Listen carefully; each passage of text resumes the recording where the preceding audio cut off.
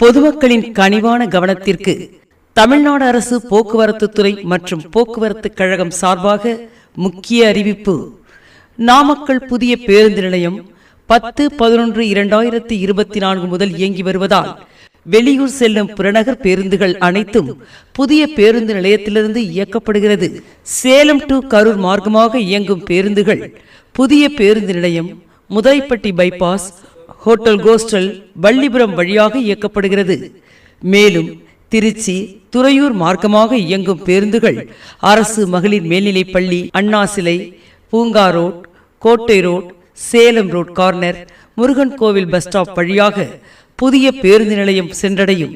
Mohanur to Namakkal மார்க்கமாக இயங்கும் பேருந்துகள் அரசு மகளிர் மேல்நிலைப் பள்ளி, அண்ணா சிலை, பூங்கா ரோட், கோட்டை road, Salem road corner, Murugan கோவில் பஸ் ஸ்டாப் வழியாக புதிய பேருந்து நிலையம் சென்றடையும். சேந்தமங்கலம் டு நாமக்கல் மார்க்கமாக இயங்கும் பேருந்துகள் மார்க்கெட் ரோட், உழவர் சந்தை, கோட்டை road, Salem road corner, Murugan கோவில் பஸ் ஸ்டாப் வழியாக புதிய பேருந்து நிலையம் சென்றடையும். பழைய பேருந்து நிலையத்திலிருந்து ராசிபுரம் செல்லும் அனைத்து நகர பேருந்துகளும் புதிய பேருந்து நிலையம் வழியாக இயக்கப்படுகிறது. நகர பேருந்துகள் அனைத்தும் பழைய பேருந்து நிலையத்திலிருந்தே இயங்கும். வெளியூர் செல்லும் புறநகர பேருந்துகள் அனைத்தும் புதிய பேருந்து நிலையத்திலிருந்து இயக்கப்படுகிறது என்பதை தெரிவித்துக் கொள்கின்றோம்.